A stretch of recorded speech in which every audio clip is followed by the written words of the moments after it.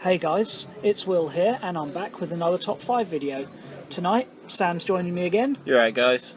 and after the success of our top 5 worst codexes, which instantly became my most watched video, and a controversial one, which is all good. You're all good to hear your opinions. What we counting down tonight, Sam? Top best. Yeah, the top 5 best. 5 best codexes in 40k. So. Coming in at number 5, this was a really hard one. There was a good half dozen codexes we could have chose from for this. But what did we go for in the end? We went for in the end with Chaos Demons. Yeah, Chaos Demons. I remember when 7th Ed first dropped, and everyone was like, "Oh no, demons are going to be so broken with the summoning in this edition." And while that didn't fully materialise, they're certainly strong. Yeah, I'd say Flying Demon Princes, though expensive, have such a wide variety of psychic powers, and with new lists and new supplements coming out, formations, Zinch and Khorne both getting massive buffs. The Wolfen book with their formation in there, they have just become just silly. Yeah, I mean, I've faced lists of 4 Demon Princes in a tournament, and I tell you, trying to shoot down 4 Flying Demon Princes is an absolute nightmare, especially Nurgle ones, because they get Shrouded and Jink. Yeah. So suddenly they've also got the real versatility if you could play whatever Chaos God you want, and they intermix different things. Like Nurgle's really resilient, where Sinesh and Khorne are good at hitting stuff, where Zinch is good at psychic.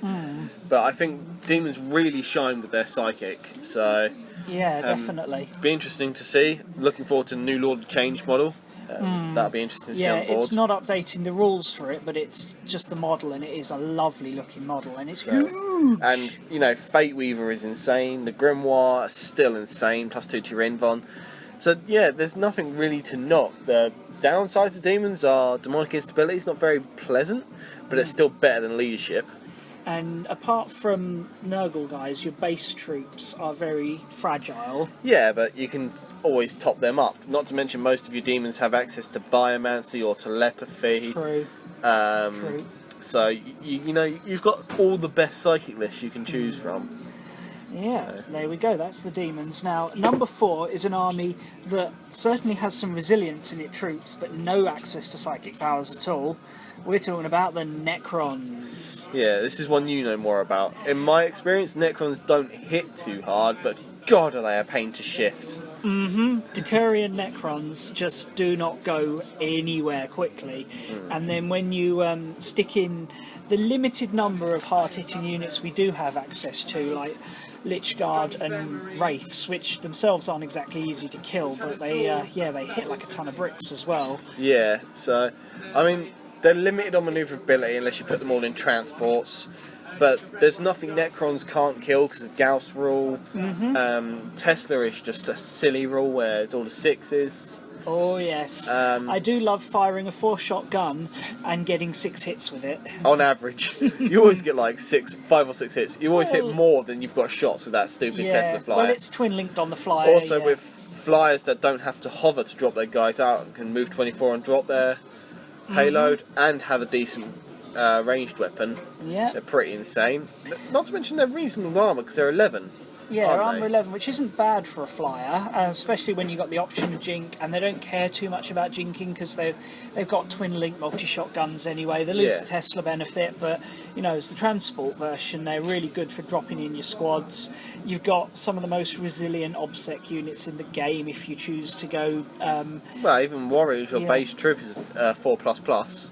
Yeah. You know, I mean, you've got the Warlord re-rolling all your saves of 1. You can put res orbs in. It's just silly. You can fire guns at these guys all day long and only move half units. So, but yeah, a little bit lacking in output, certainly there, but not to the same level as some of the other armies. Now, straight in at number 3, possibly the most popular army in 40k ever. You know, it's Games Workshop's favourite. It's the Space Marines. Specifically the mainline Space Marine Codex, not some of the supplements like Blood Angels, Dark Angels, Wolves, etc. Yeah, like Ultramarines, White Scars, Raven Guard, Iron Hands, and the Ultra Smurfs. Yeah, I say the Smurfs are not bad, and well, they're about to get a damn sight better when their Primarch turns up. But Yes. but no, Space Marines do some stuff that nobody else does. 400 points of free transports if you take the right formation. Yeah, I'll have that. Yeah, I say they've got the real ability. Not to mention Grav. Is an insane weapon. It destroys most monsters and super heavies. They've got the access to mobility, and they've become a horde army with the double demi. Yeah, double demi Marines have absolute horde levels. Sorry, Jason, we're filming. Yeah, no, we're not talking to ourselves. Honestly, we're not mad. But yeah, and then outside of that, you've got the complete alternative build of White Scar bikes. Yeah, so you can just flood the board in bikes, be across the board, turn one, have domination of the objectives. I think they're really suited to Maelstrom, and even in Eternal War, they can just dominate the board to the point where wiping them out is realistically so difficult that you really need a hard-hitting list to do it. And then you've got another throw-out different build, Raven Guard. I know you had a lot of success last year my playing Raven Guard the Raven Guard formation. The thing with Marines is they are the flatline baseline that you can mould to anything you want these days. You want to play a Horde army? Fine, play Marines. You want to play a really elite specialist type out? Play Marines. You want to play an army that falls out of the sky and opens up with a bucket load of flamethrowers? You want a fast army? Yeah. Marines. Yeah, they do it all. There's no trick they can't cover, so yeah, I mean, it can get a little bit boring playing the same army over and over again, but you can, if you've got a big enough collection, do anything with it. You can have infantry lists, bike lists, tank lists, drop lists. It's all there. They do suffer a little bit in that everybody expects to play Marines, so they take counters for Marines. Yeah, I mean, if you can beat Marines, you can generally beat everyone else, is the rule of thumb. Outside of specific builds, but yeah, people go for ways to take down Marines, and that, and so people kind of know them and know what to expect. Yeah. Number 2. Now, I think you know what the top 2 are going to be if you've played this game for any length of time. Big question is, who's 1, who's 2? Sam, what's our number 2? Our number 2 would be the Tau. Yes, the dirty, dirty fish communists. So, Tau, their firepower speaks for itself. They are incredibly powerful. They will shoot units off the board, turn after turn after turn. The downside of Tau is manoeuvrability and general toughness of most of their army. Yeah, I mean, they have some stuff that's very manoeuvrable in the way of battle suits and riptides, and some of those can be surprisingly tough as well. But, I mean, even the Storm Surge isn't that hard to kill. No, I mean, 8 wounds with Feel No Pain, you've got to give it the Invon to make it any worth. But then he becomes over 400 points. But the thing is, you've got like 72-inch range with the Destroyer missiles that you can make Strength D. So, you shoot on all... And the Riptide Wing is the most disgusting thing I have ever faced. And you've faced a lot of disgusting things over the years, but that is just... I mean, Marker Lights make your army incredibly powerful, and then you've got a system for everything. So if you want Intercept, you can have it. If you want to buff your Overwatch Fire, you can have it. If you want Skyfire, you can have that. So, yes, and you do lack in like the top tier builds that we see. Mobility is an issue, but generally when you're playing these builds, you're tabling every opponent you come across. Yeah, if you've wiped your opponent off the board, Maelstrom cards suddenly become a moot point because everybody's dead. Big drawback with Tau is if they get into combat with anything short of a grot, they die. I don't know actually. Tau have some really resilient combat units. The XVA battlesuit, Crisis battlesuit, it's 2 attacks at strength 5. He's only weapon skill 2, but still, that's better than your average Space Marine. This is true, but he's like 4 times the cost of your average Space Marine. They start at 30 odd points. But even without then, weapons. even the Riptide and the Ghost Kill are getting 3 attacks at strength 6, AP 2, because they're monsters. This is true. They have come a long way in recent years with their suits in combat. But, yeah, I mean, you can surprise people with some of the combat ability of Tau. You know, people might throw just like 10 guardsmen into a unit and suddenly go, oh, hold on a minute, you're actually hitting rather hard here. Yeah. Yeah, so before we reveal the really surprising winner of Best Army, or Best Codex in 40k, just a few armies we considered for this list to let you guys know we've not forgotten you. Khorne Demonkin, not an army you see very often, but I know the way Sam plays his is scary. Yeah, it's been hard for you to beat my Demon King since I've revamped them. And I think there are some very other strong builds. There's a lot in the Khorne Demonkin Codex that isn't great though. Otherwise, honourable mentions, we've got Mechanicum and Scutari. Yeah, neither of these on their own are good enough to make the list, but when you combine the two in that combined attachment, the War Convocation... Yep, or just as an allied attachment, the two mixing up. Yeah, the overlap gives the two codexes together the strength that they would have made 5th on this list had they been taken as one.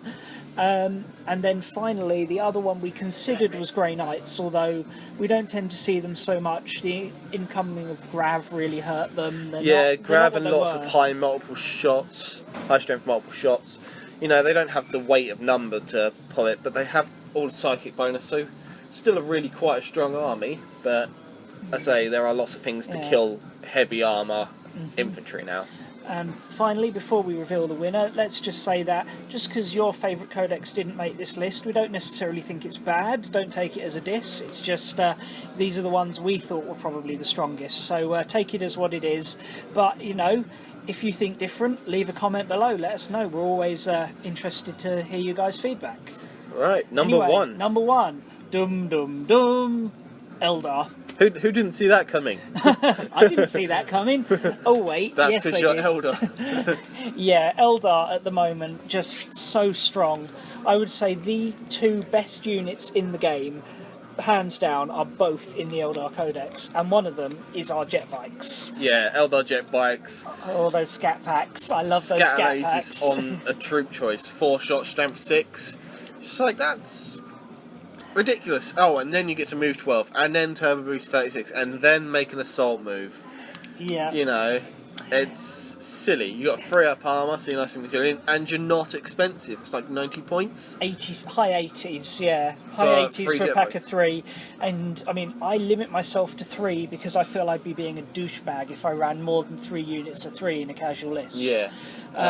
Even straying away from what everyone knows, like warp spiders and jet bikes, Dire Avengers, you take them in an Avengers terrain and you've got 15 odd rolls. I mean, that's exaggerating, but I mean, you can run, charge, or you can shoot, run, or run, shoot. You can reroll all your leaderships. You get +1 to your ballistic skill. You've got a strength 4 assault 2 rending gun practically. Yeah, with an 18-inch range. And yeah, 5+ invuln option. I say Dire Avengers have so many cheesy rules when you exploit them like I do. I mean, they're not even considered the strongest build when they're stronger than most builds in most codexes. Yeah, exactly. The Wave Serpent got nerfed from being totally broken beyond anything to now just being really good. That's with a nerf. It's yeah, really I mean, good. that's a transport, which is heavier armour than you'll see for most, because it's 12, 12, 10, isn't it? Yeah, 12, 12, 10 on a transport. I mean, it's a skimmer, so it's jinking. And Serpent Shields to turn your pen hits into glancing hits. Or shoot off 2d6 strength 7 ignore cover shots. Yeah. So yeah, Eldar are absolutely broken in my opinion. And then you got the warp spiders, you got your Farseer's powers, and what's that other thing? Oh yeah, the Wraith Knight. Yeah, the everything Eldar is in the Wraith Knight. I mean, he's quite a versatile model. I'm not sure if he makes his points, to be honest. He is a big, scary figure, and most top tier builds have him. He's not overly expensive. He's under 300 points if you go cheap. But the thing is, if you pack him out, he's got 2 D weapons or a D combat weapon and an invuln. You know, Yeah. he's got potential to do a lot of damage, but And he he won't up do as much so as... many shots. I think you could get more damage out of the rest of your army if you filled his points with other stuff. But it wouldn't last as long. Wraith Knights are surprisingly hard to kill. Unless you've got Grav. Unless you've got Grav, yes. But then you've got to get close enough without getting shredded by scat packs and warp spiders. Drop pods. I'd say there is certainly nothing in the game without its counter, but I think right now, with the meta as it is and the Codex as it is, Eldar are just brilliant. And we're recording this a week before the Fracture of Biltan, which may or may not give Eldar some even more strength. Yeah, it's just what they need, to be honest. Yeah, well, the Dark Eldar and the Harlequins need something, and those models. Looking good.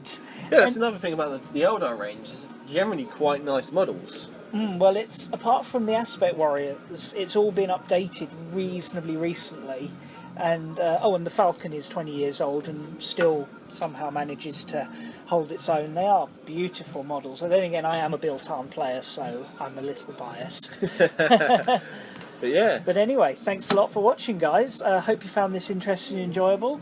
Like I said, leave us a comment, let us know what you think, and we'll see you guys again soon. Bye. Bye.